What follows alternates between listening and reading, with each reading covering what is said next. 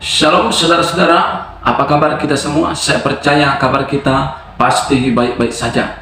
Bagi saudara yang selalu menyaksikan video cuplikan yang saya bagikan, kiranya saudara terberkati lewat video tersebut.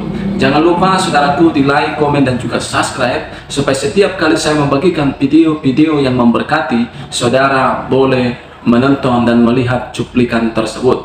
Saudara-saudara, pada hari ini saya mau bagikan bagi kita video cuplikan bagaimana ada seorang ibu muslim yang mendapat kasih karunia Tuhan, yang sudah berkali-kali pergi ke Mekah, bahkan sampai 7 kali untuk mencari Allah yang hidup, tetapi dia malah bertemu dengan Tuhan Yesus Kristus, dan Tuhan Yesus Kristus memberikan kasih karunia-Nya, memperlihatkan kedua tangannya yang bolong bekas paku tersebut. Saudara-saudara, ini adalah pengalamannya yang sangat luar biasa. Dan bukan hanya ibu ini saja yang pernah mengalami hal tersebut, tetapi banyak orang-orang yang dipanggil, yang dipilih oleh Tuhan mengalami pengalaman yang sama. Saudara-saudara, mari kita simak dulu cuplikan berikut ini. Shalom saudara semua, nama saya Siti Amanah, saya berasal dari Jawa Tengah, lebih tepatnya saya dari Demak. Gitu. Nah, saya awalnya nggak menyangka kalau saya itu akan menjadi seorang Kristen atau percaya dengan Tuhannya orang Kristen. Karena di kita nggak ada ajaran dari kecil, kita udah nggak boleh deket-deket sama orang Kristen, nggak boleh, ini gitu. Pada suatu ketika saya lulus SMA, saya pengen kerja, karena ibu saya kan pergi atau gimana ya. Nah, saya pergi kerja, terus saya melakukan umroh ya Pak ya. Nah, saya melakukan umroh itu sampai 7 kali. Nah, di saat itu, saat saya umroh pertama, ya kan Pak, saya tidur kan. Nah, saat tidur itu dibilang tidur ya nggak tidur amat, tidur ayam-ayaman lah ya kalau orang Jawa bilang. Nah, saya tidur itu seakan-akan tuh ada kayak dibilang mimpi, tapi saya itu dengar orang ngomong. Orang jalan saya dengar, tapi saya posisi tidur gitu. Tiba-tiba datang seorang laki-laki berjubah, rambutnya segini, tangannya bolong. Dia elus rambut saya, rambut kepala saya dilus gini. Kalau kita lihat cuman kayak gitu, tapi dampaknya itu dulu kan saya nggak mudeng ya, istilah damai sejahtera sukacita itu aku nggak mudeng kata-kata itu. Aku rasakan itu nyaman banget, senyaman-nyamannya gitu ya. Hingga kalau kita mimpi bangun kan udah ya. Kalau itu enggak, kayak berasanya itu apa ya, masih berasa gitu. Pagi saya ke masjid ke Masjidil Haram kan itu Ka'bah itu kan di tengah Masjidil Haram. Nah, di situ kan katanya bilang gini, kalau kamu sholat 2 rakaat di depan pintu Ka'bah itu dan berdoa, apa yang kamu doain itu akan terkabul. Ya, karena di keyakinan saya yang dulu ya saya ikutin aja dong gitu. Saya berdoa. Nah, di depan pintu Ka'bah itu kan ada kayak kaca, itu namanya makam Ibrahim. Kata dari makam Ibrahim itu bukan makam ya Pak ya, bedanya itu bekas kakinya. Dari saya duduk sini, oh bekas saya. Nah, itu dinamakan makam Ibrahim. Nah, di situ di kaca gitu kan. Nah, setelah itu saya di belakangnya sholat gitu. Nah, saya sholat rakaat itu, sholat sunnah 2 rakaat itu, saya berdoa. Karena katanya kalau berdoa sholat berdoa di depan pintu Ka'bah terijabah kan gitu kan. Nah, saya berdoa tuh ceritanya. Yang setelah berdoa, yang saya doa itu gini. Karena di agama dulu, ya Allah, aku kepengen ketemu sama laki-laki yang bikin saya nyaman kayak di mimpi itu. Saya nggak kalau dia itu laki-laki itu Tuhan Yesus, saya nggak tahu karena saya nggak pernah tahu apa Tuhan Yesus. Dari kecil saya juga nggak pernah dikasih tahu itu Tuhan Yesus, nggak ada. Bahkan kalau bisa kita agak jauhan sama orang Kristen gitu. Singkat cerita, saya sampai umroh 7 kali. Nah, saya balik ke saya udah gitu menikah Pak ceritanya. Saya menikah, punya 2 orang anak cowok cewek. Tapi mungkin jodoh saya sampai di situ. Suami saya KDRT, sering mukulin saya, hingga saya pergi. Dan saya itu waktu pergi di Singapura, saya dimimpiin lagi. Nah, saya dimimpiin lagi seorang laki-laki, tangannya bolong, berjubah, rambut bau. Tapi kalau wajah saya nggak bisa ngomong ya Pak. Cuman saya merasakan gitu loh Pak, tahu itu laki-laki berjubah gitu. Ngelus lagi. Perasaan ini sangat-sangat merasakan damai seperti yang pertama kali aku bilang itu, tapi perasaan ini kok sama persis. Sampai aku mengharapkan laki-laki itu selalu ada gitu. Nah, aku berpikir mungkin itu laki-laki terbaik untuk saya, pikiran saya, karena bikin nyaman. Tapi kok aneh, tangannya bolong gitu loh, di sininya itu bolong gitu. Nah, sudah gitu, saya berpikirnya pernah kan kita kumpul kan. Nah, kita kumpul sama kawan-kawan.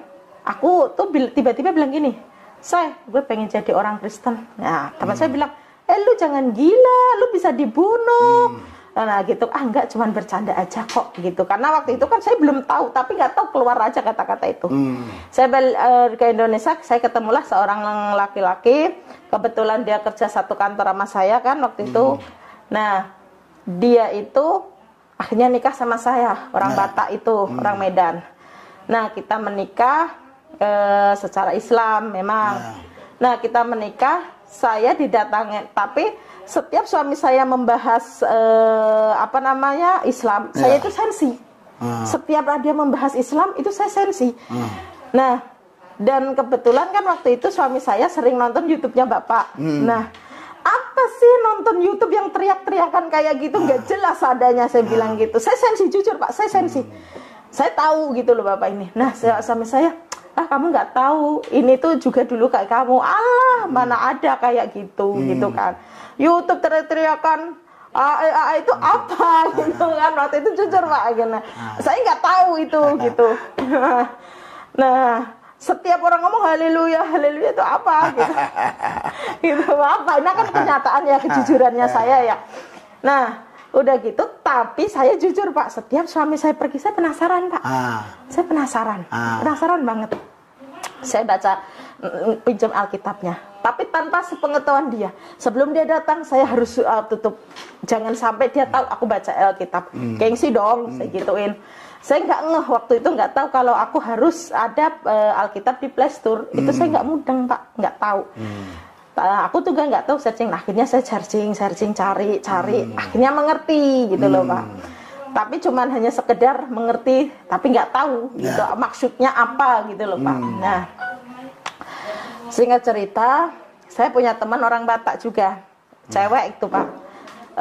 Saya bilang, aku pengen ke gereja, hayu katanya. Ya udah hayu, tapi nggak pernah terlaksana. Hayu hanya hayu aja. Hingga aku terus ketemu orang Nias, tetangga saya. Saya bilang, tante aku mau ikut ke gereja. Ya yuk tante, hari Rabu yuk. Nah, ini bingung saya. Mana ada gereja hari Rabu? Setahu saya orang Kristen gerejanya hari Minggu. Wah, ini sesat nih. Saya nggak berani dong setiap si orang mana Nias itu ngajak saya bilang nanti dulu lah, belum siap lah apa, pokoknya ngeles lah ya, karena saya berpikirnya ini nggak jelas. Karena ke gereja setahu saya hari Minggu gitu kan. Saya nggak ada istilah doa ini aku nggak tahu.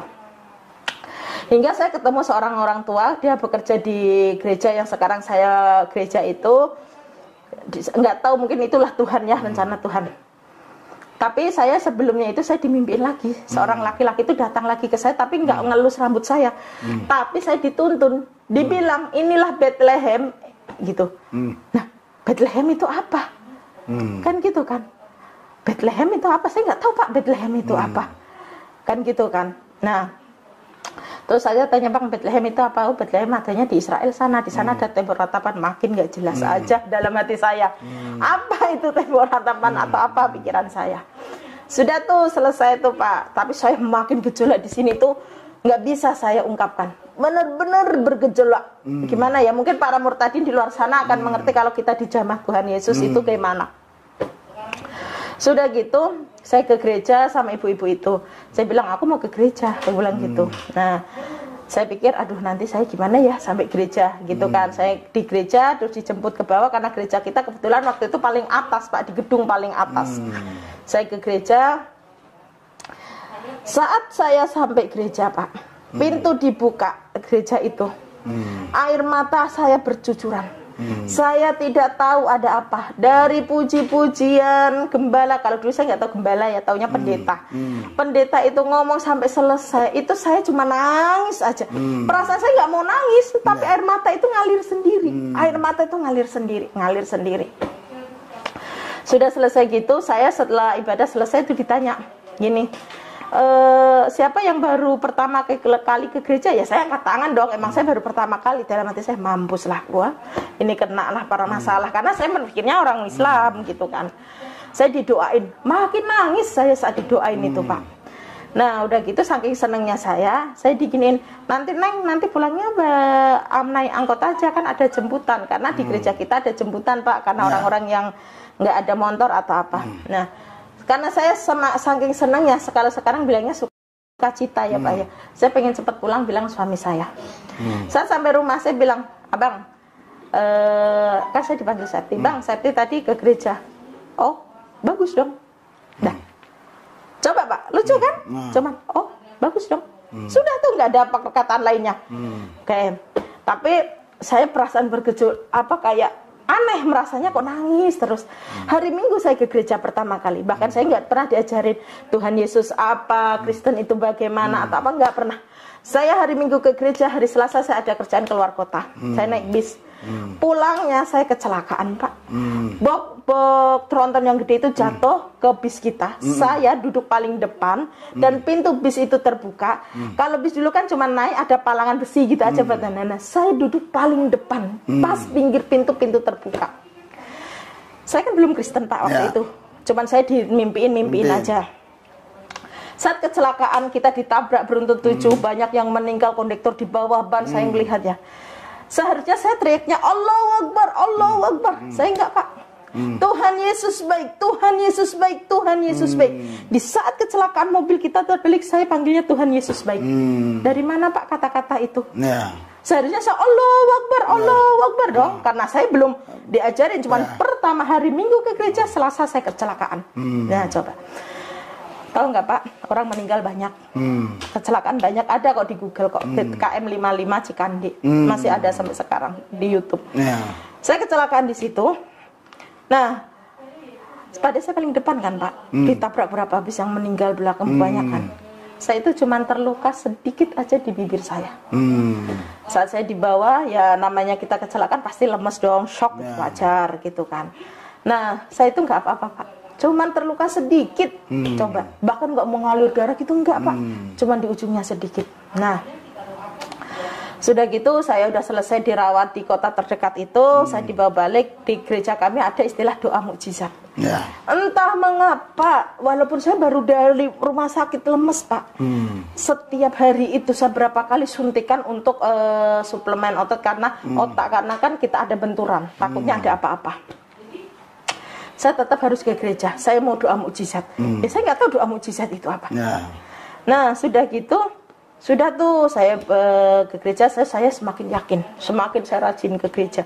Ya walaupun tidak mudeng, karena saya akuin di sini, saya tegasin lagi, saya menjadi seorang Kristen bukan karena beras atau Indomie atau finansial, tapi saya menjadi orang menerima Tuhan Yesus sebagai Tuhan saya itu karena Tuhan Yesus sendiri datang ke saya, menjamah saya, bukan karena siapa-siapa. Nah sudah gitu saya yakin, saya minta dibaptis. Saat saya minta dibaptis, saya terima dibaptis itu, saya meminta sendiri loh Pak, bukan ditawarin. Saya mencari sendiri Tuhan, bukan karena dikasih tahu orang atau pendeta ujuk-ujuk Bapak datang ke saya nginjilin saya, enggak ada. Saya saya minta dibaptis. Setelah saya mau dibaptis, saya udah ngisi formulir semuanya. Saya pendarahan 3 bulan Pak. Aku pikir datang bulan biasa dong, seminggu, 2 minggu, 3 minggu, 1 bulan, 1,5, hingga 3 bulan, nggak berhenti. Sampai saya bosen Pak, minum obat. Jangankan berhenti Pak, berkurang pun enggak. Siapa yang nggak bosen Pak? 3 bulan loh Pak, waktu itu, bahkan lebih ya. Tapi ada lucunya gini, karena saya di sebelumnya, kalau kita datang bulan, jangankan ke masjid, pegang Al-Quran aja tidak boleh, karena kita najis. Saya berpikir masih keyakinan yang dulu dong Pak. Saya nggak mau ke gereja Bang. Gini saya ngomongnya, Bang saya nggak ke gereja hari ini. Kenapa? Saya lagi datang bulan. Ketawalah suami saya. Saya jawabnya, enggak bener nih. Suka ngelihat yang teriakan. Sekarang pikiran saya nggak bener, jujur loh Pak. Nah sudah gitu, itu jawabnya, Tuhan saya tidak jijik sama darah. Itu jawaban suami saya. Ya udahlah, saya gimana ya? Saya takut tembus kok, apakah pokoknya gimana caranya gitu kan. Ternyata sampai gereja, nggak apa-apa Pak, boleh. Ternyata nggak ditanyain, kamu lagi data bulan nggak gitu. Ya saya di sana sukacita banget kan Pak.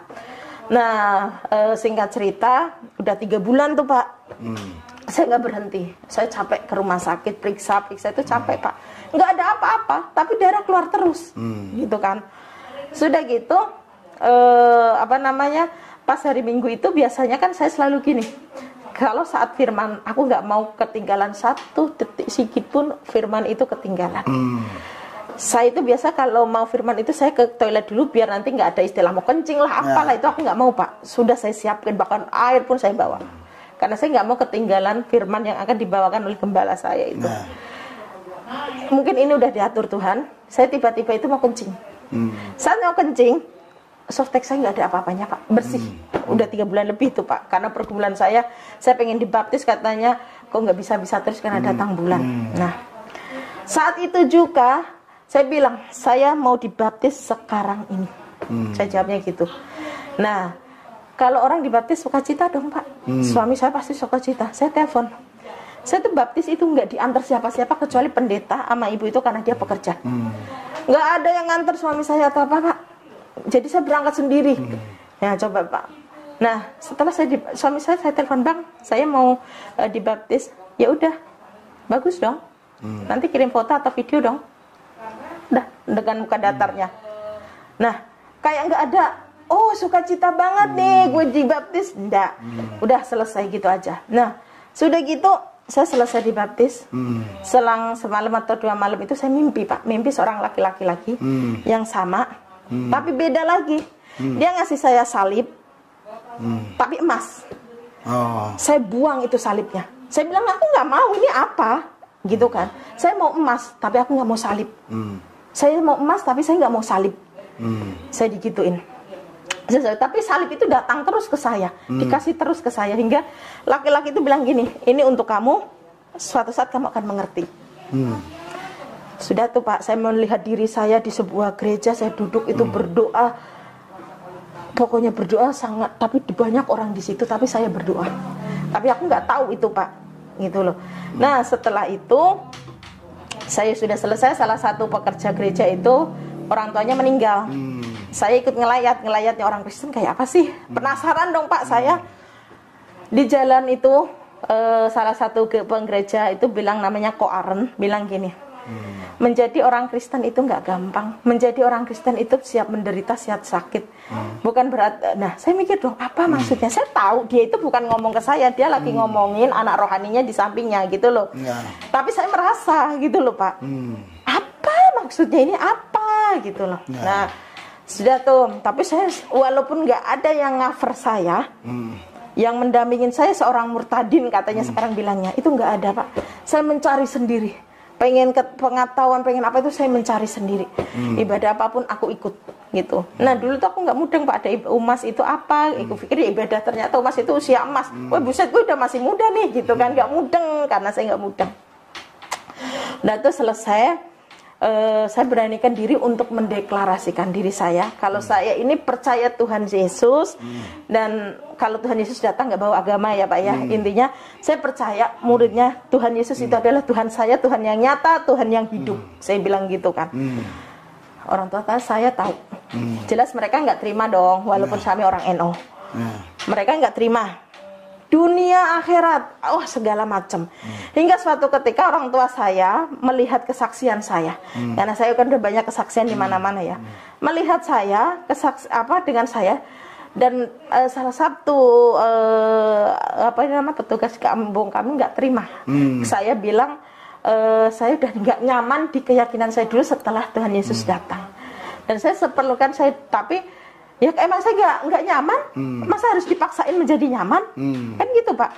Nah, dan saya sudah cukup umur untuk menentukan pilihan saya. Siapapun itu nggak bisa menghalangin saya, gitu. Nah, terus saya diintimidasi beberapa bulan ini, mungkin baru 2 bulan ini, belum 2 bulan inilah ya, saya terintimidasi. Kalau kamu mau pulang, bukan pulang ke kampung, tapi pulang ke kuburan. Wah, pokoknya sumpah serapah segala macam itu datang ke saya. Hingga anak saya itu pernah saya bawa ke sini pas main. Anak saya tuh saya ajak ke gereja Pak. gitu, karena saya gerejanya GPI kan ada musiknya ya Pak ya. Anak saya kan nggak mudeng itu gereja. Saya bilang, Dek, Kak ikut ibu yuk gitu. Dia cerita dan dia juga ngomong, teman-teman, aku tadi diajak ibu lihat konser katanya. Tapi konsernya itu haleluya Tuhan Yesus, Tuhan Yesus gitu. Nah orang-orang yang dewasa paham dong Pak. Nah anak-anak kan nggak tahu, taunya itu konser gitu. Hingga akhirnya orang tua saya itu saya dapat penolakan, dapat apa namanya ya nggak terima lah ya katanya, kalau kamu mau mengikuti lain tapi jangan menjelekkan agama sebelumnya. Apa menjelekin, emang saya nggak nyaman, nggak bisa dong kalau saya dipaksa. Saya udah kelewatan umur untuk menentukan pilihan saya. Hingga saya dapat kabar anak saya dimasukin pesantren yang 7 tahun itu.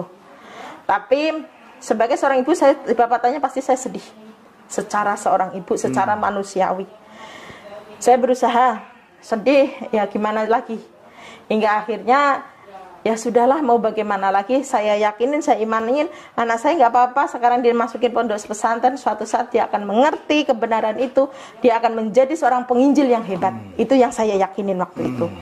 Hingga akhirnya saya mulai bertumbuh rohani saya, Saya bilang, untuk gini, mungkin memang iya dia anak saya, tapi secara daging. Kalau tidak bisa anak saya bawa ke jalan Tuhan Yesus ini, kebenaran ini, atau secara roh kasar, itu berarti bukan anak saya. Tapi secara daging memang dia anak saya gituin. Nah sudah gitu, mengikut Tuhan Yesus itu tidak segampang orang pikirkan. Memang kalau kita satu orang bertobat, malaikat di surga bersorak-sorai, itu di surga, beda di bumi, beda di dunia gitu. Terintimidasi jelas.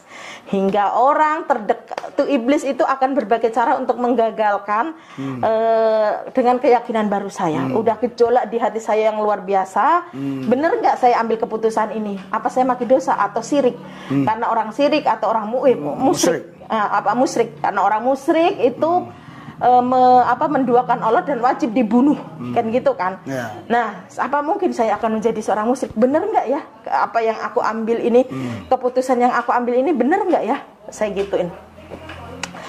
Tapi gejolak di hati ini sangat-sangat luar biasa.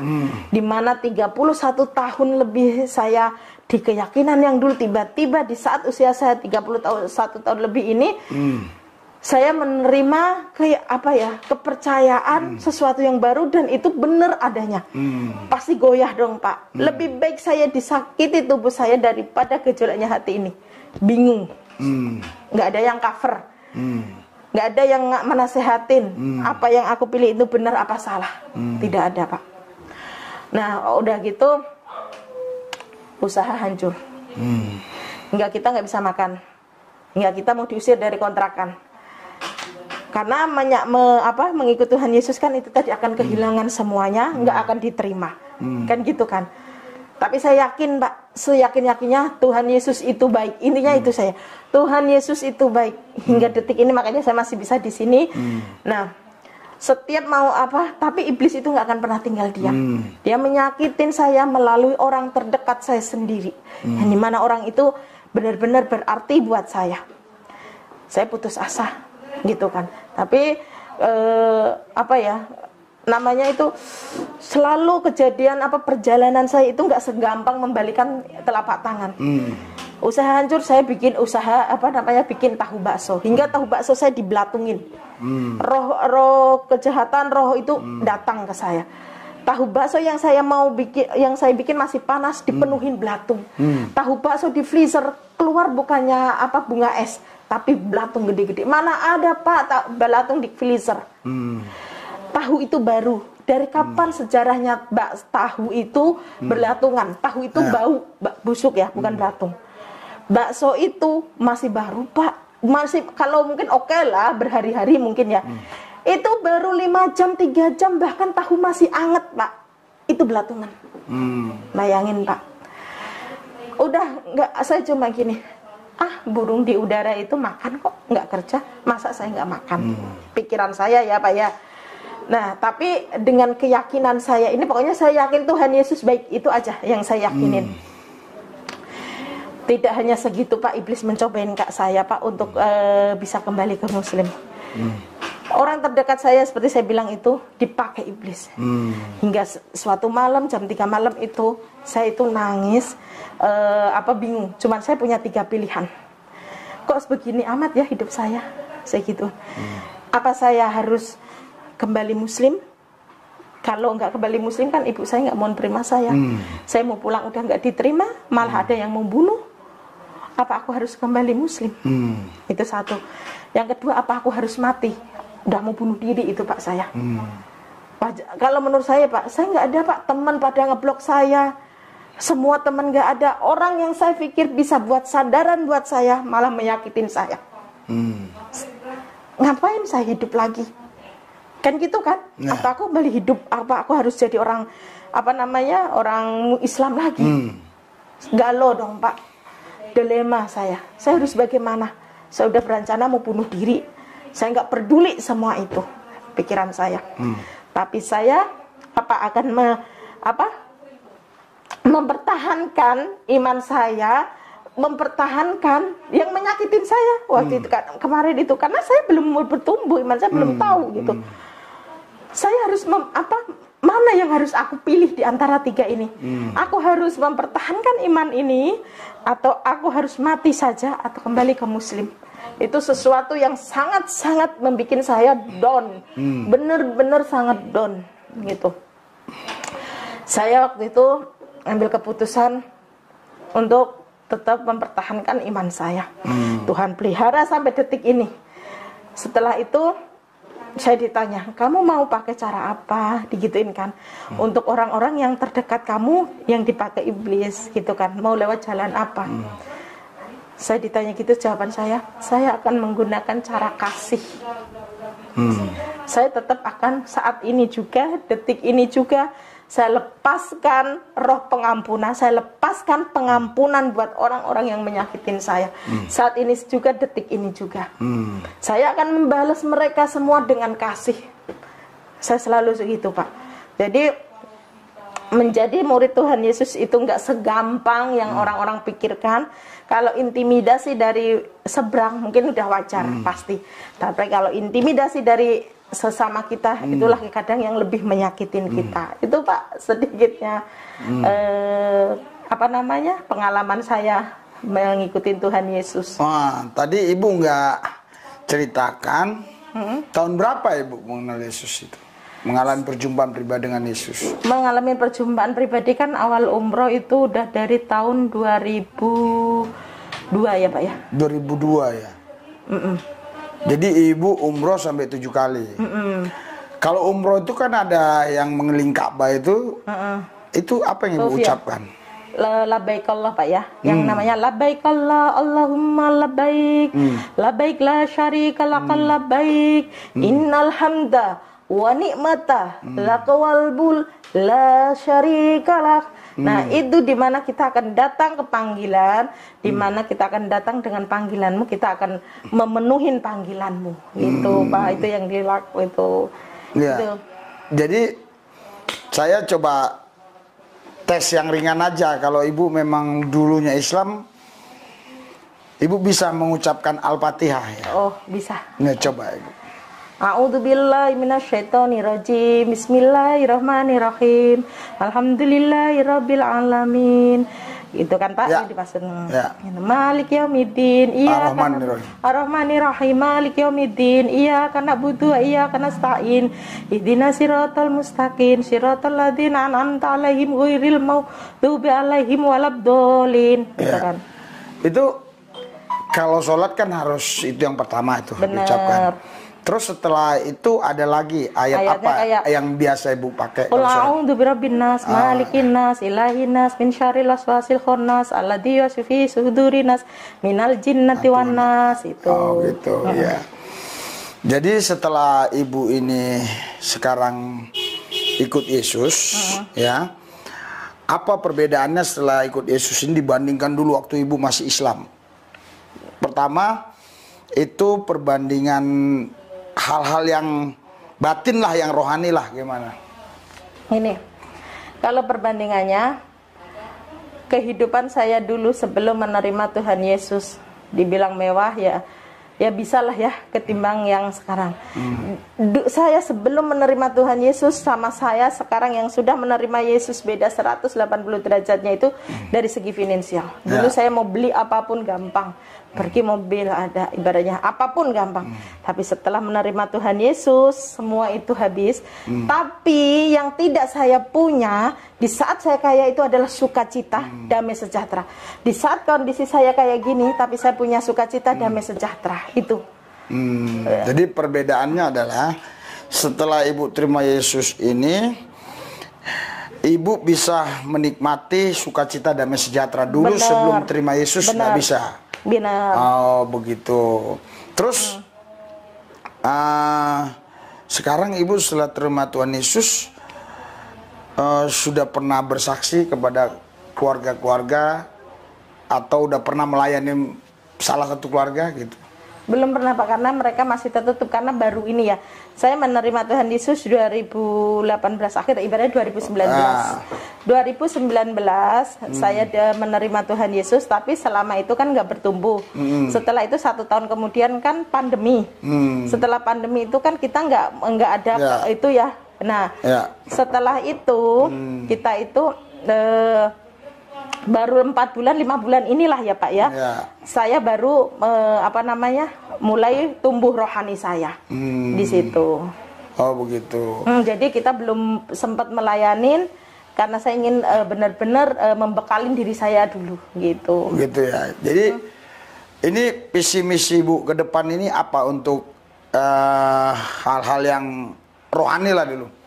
Hal-hal yang rohani Ibu mau buat apa kira-kira dalam pikiran Ibu ini ke depan ini? Saya Pak, kalau ditanya ke depan, saya sesuai Tuhan yang mau pakai saya, bagaimanapun itu Tuhan mau pakai saya siap. Oh begitu. Gitu. Ibu udah ada anak ya? Anak dari suami pertama itu tadi 2. Oh tapi dulu nikah Islam. Iya. Oke sekarang saya sudah wawancara Ibu ini bagaimana dia bisa mengalami Yesus secara nyata. Dan menurut saya tidak diragukan lagi ya, karena di Islam itu kalau sholat itu memang selain pertama itu niat, ya kedua itu pertama niat, terus Al-Fatihah, terus tadi surat apa yang Ibu baca tadi? Qul a'udzu birabbinas ya, Qul a'udzu birabbinas, kadang Qul huwallahu ahad dan lain-lain. Jadi sekarang saya yakin betul memang dulu Ibu ini Islam, sudah 7 kali umroh. Bisa mengalami Yesus malah di Mekah Bu ya? Iya, awal pertama perjumpaannya di Mekah. Di Mekah ya. Ya. Jadi apa closing statement Ibu buat rekan-rekan yang sedang melihat dan mendengar kita nanti ini? Bagi teman-teman, terutama sesama murtadin, jangan pernah takut, jangan pernah gentar, karena Tuhan Yesus setiap hari selalu bilang jangan takut. Sehari ada 335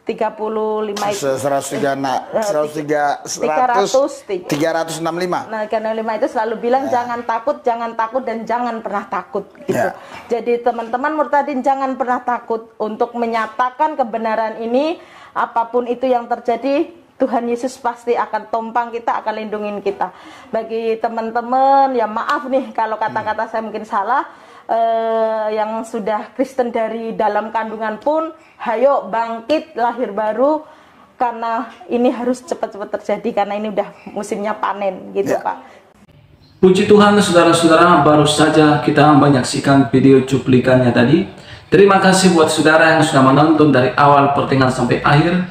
Kiranya video ini memberkati saudara. Saya mau bagikan kepada kita cerita di Alkitab, bagaimana ada seorang perwira Italia di Alkitab. Saudaraku kasih Tuhan, perwira ini adalah takut akan Tuhan. Perwira ini saudaraku rajin beribadah kepada Tuhan. Perwira ini senantiasa memberikan sedekah kepada orang-orang. Tetapi saudaraku kasih Tuhan, itu tidak cukup seturut dengan yang diceritakan di Alkitab. Bagaimana saudaraku kasih Tuhan, Tuhan harus mempertemukan dia dengan seorang yang bernama Petrus. Apakah tujuan daripada Tuhan mempertemukan Petrus kepada seorang perwira Italia ini? Supaya Petrus memberitakan nama Yesus kepada perwira itu. bahwa Yesuslah keselamatan, bahwa Yesuslah jalan ke surga, bahwa oleh Yesuslah Roh Kudus akan diberikan. Itulah yang diberitakan oleh Rasul Petrus. Sehingga apa yang terjadi, saudaraku, perwira ini dan seisi rumahnya diselamatkan, dan mereka dipenuhi oleh Roh Kudus, dan mereka menerima Yesus sebagai Tuhan dan Juru Selamat. Saudara-saudara dikasih Tuhan, dimanapun kita berada saat ini, apakah engkau mau mencari Allah yang hidup, mau mencari Allah yang benar? Engkau akan menemukannya di dalam Yesus Kristus, dan engkau akan menemukannya lewat Yesus Kristus. Terimalah Dia sebagai Tuhan dan Juru Selamat saudara, karena di dalam Dia berdiam secara jasmania seluruh keilahian. Dia adalah anak Allah yang hidup. Dia adalah Allah yang telah menjadi manusia. Dia adalah hidup yang kekal. Dia adalah pemilik surga. Dialah yang menciptakan langit dan bumi dan semua yang ada di dalamnya. Puji Tuhan, saudara-saudara. Saya Pendeta Rio Pasari undur diri. Tuhan Yesus memberkati kita semua. Shalom.